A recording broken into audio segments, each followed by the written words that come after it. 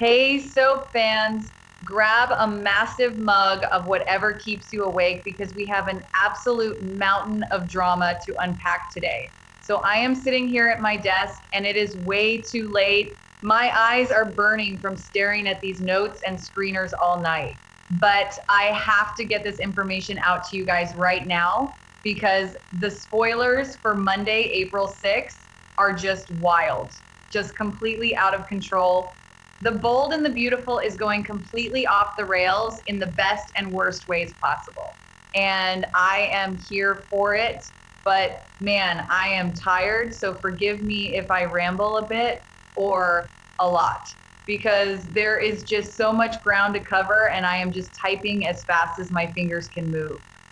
I am not even going to worry about making this sound like a Pulitzer Prize piece. You just need the raw facts and my unfiltered thoughts on this absolute mess of a situation in Los Angeles. Let's start with Steffi Forrester Finnegan because Steffi is losing her absolute mind right now. And honestly, I do not blame her one bit. I really don't. Think about it from her perspective. She just got back from this nice little overnight camping trip with Finn and the kids.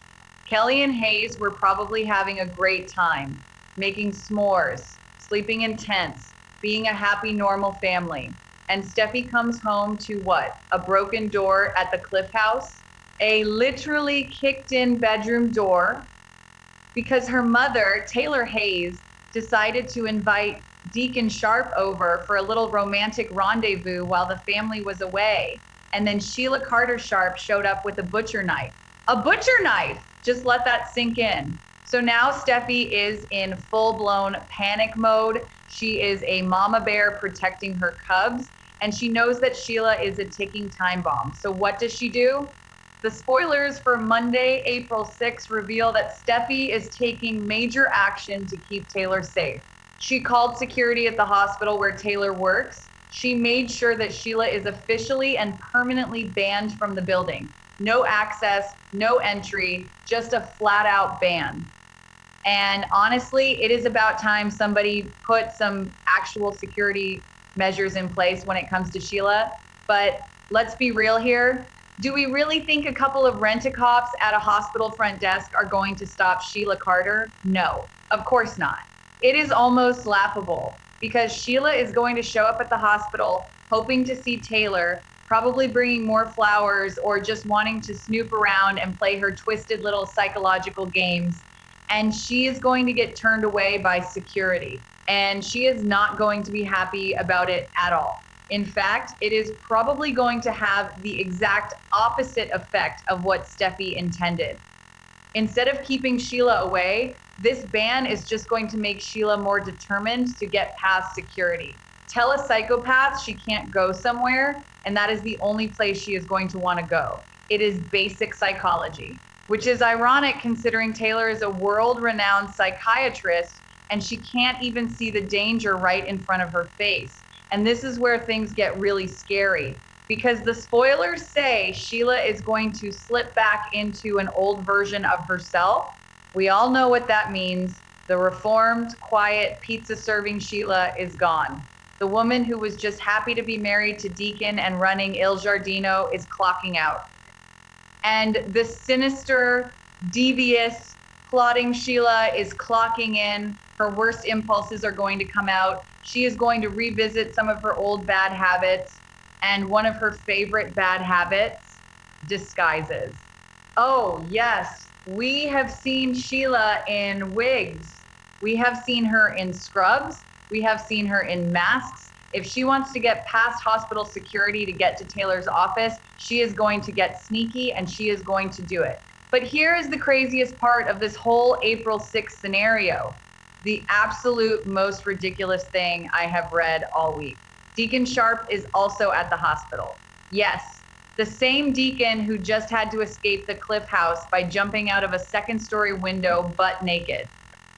The same Deacon who hid in the bushes with no clothes on while his crazy wife wielded a knife upstairs. That guy. He apparently hasn't learned his lesson at all because Deacon just slipped into the hospital for a private meeting with Taylor. And how did he do it? With the help of a disguise. I can't even make this up. I am laughing while typing this because it is so absurd. Deacon is wearing a disguise to sneak into his lover's hospital office, while his psychotic wife is likely putting on her own disguise to sneak past the security guards that his lover's daughter hired to keep her out. It is like a terrible sitcom, but with deadly stakes. Deacon is just so stupid sometimes. I love the guy, but come on. He knows how dangerous this is. Steffi literally just begged him on Friday to stop seeing her mother. She laid it all out for him. The family is in danger. Sheila will snap. But Deacon just refuses to end things because he is too crazy about Taylor. And Taylor is just as delusional, insisting to Steffi that their secret is safe. But the secret is not safe, not even close.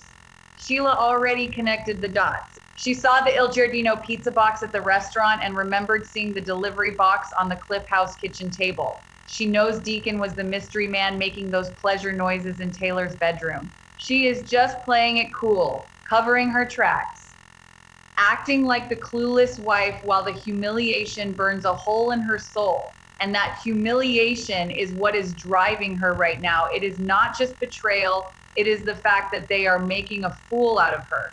So if Sheila manages to bypass security and gets to Taylor's office and she catches Deacon in there with Taylor in his little disguise, chaos is going to erupt. All her suspicions will be 100% confirmed right to her face.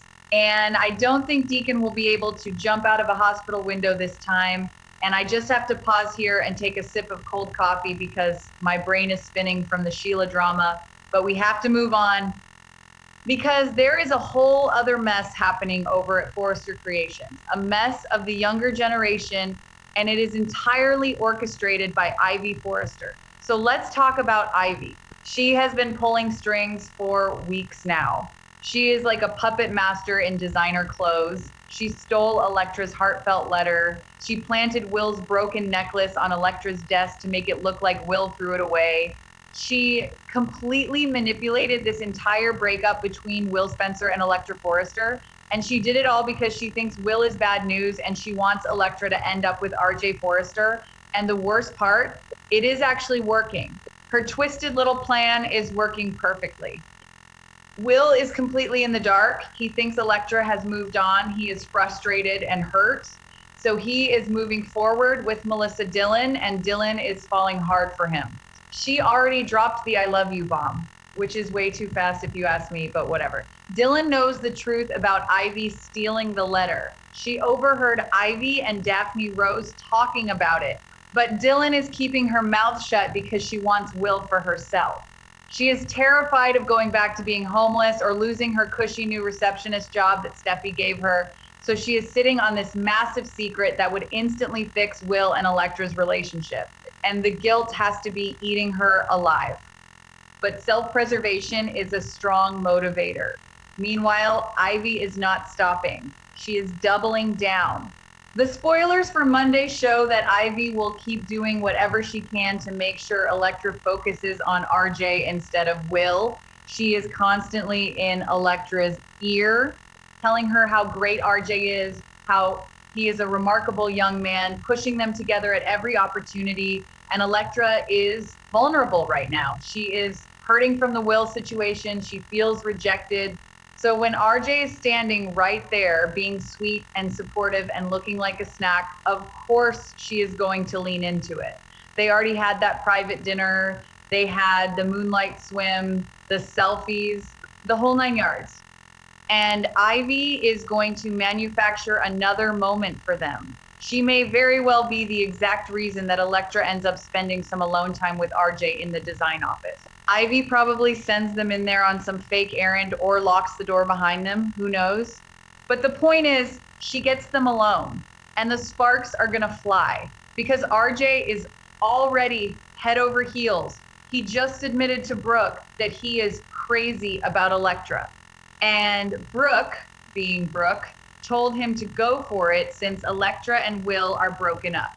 So we get to this design office scene. RJ and Electra are alone. The tension is thick, and they are going to have a massive makeout session.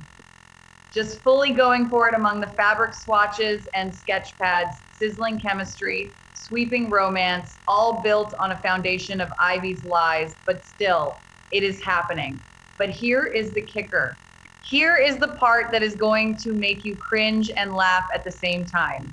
Ridge Forrester and Brooke Logan Forrester are going to walk right in on them. Yes, mom and dad are going to bust through the doors and make an unexpected discovery.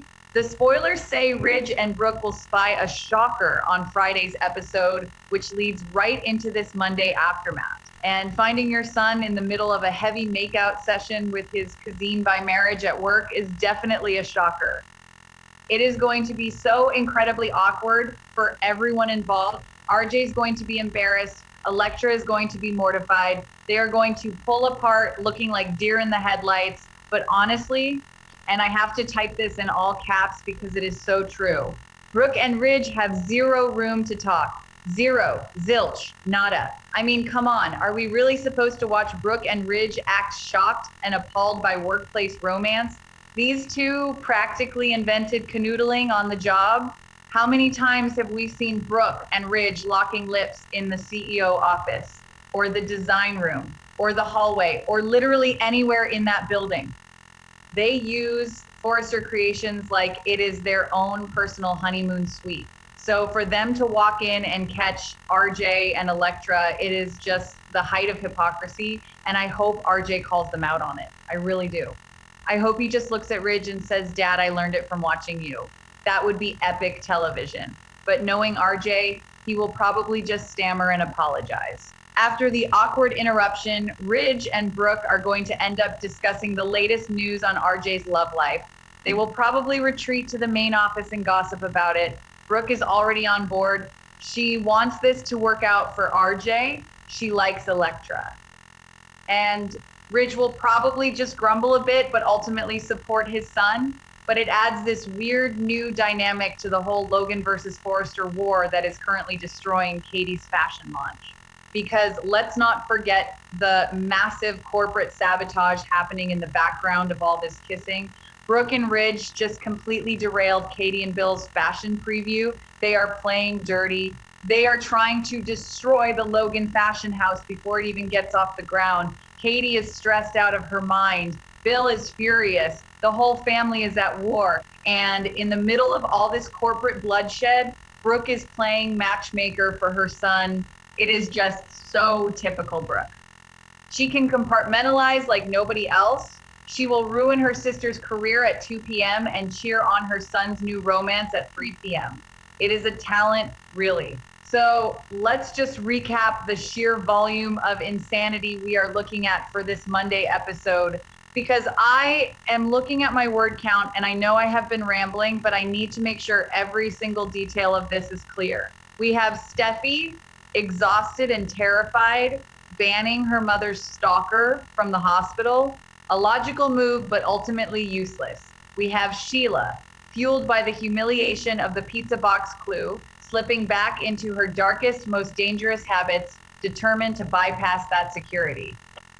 We have Deacon making the dumbest decision of his life, putting on a disguise to sneak into the hospital for a quickie with Taylor. We have Taylor living in a complete fantasy world, thinking she can outsmart Sheila Carter. We have Ivy playing God with her niece's love life, pushing Elektra right into RJ's arms. We have Dylan sitting on a ticking time bomb of a secret while she plays house with Will. We have RJ and Elektra getting hot and heavy in the design office. And we have Brooke and Ridge, the king and queen of inappropriate workplace behavior, walking in on them and acting shocked.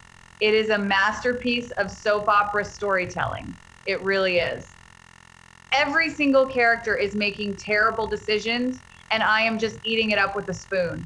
But I have to wonder about the fallout. When Sheila finally drops the hammer, because she is not just going to confront them, that is not her style anymore. This new, evolved, yet still psychotic Sheila is going to drag this out. She is going to play psychological games. She might leave little clues for them. A pizza box in Taylor's office, a butcher knife left on Deacon's pillow. She is going to make them sweat before she strikes. And when she does strike, it is going to be biblical. Steffi's worst fears are going to come true. And what about Elektra? She is falling for RJ, but the spoilers say she is starting to learn new things about Ivy. Little details are slipping through the cracks. Ivy's web of secrets is starting to tear. What happens when Elektra realizes her beloved aunt, her idol, is the reason her heart got broken in the first place? What happens when she finds out Dylan knew and didn't tell her? The explosion in the younger cast is going to rival the explosion in the older cast. I am so tired, but I am so wired. This show just does not quit. The pacing right now is incredible. The fact that Deacon had to jump out a window naked is still playing on a loop in my head. I mean, where did he even go? Did he just run down the street in Los Angeles with nothing but his pride? Did he hide in a dumpster? The logistics of that escape are baffling and hilarious. And then he goes home and pretends to be asleep on the couch while Sheila interrogates him. The man has nerves of steel or a brain of mush, probably both. And poor Hope, she is dragged into this too. Deacon made her his alibi, and Hope is a terrible liar.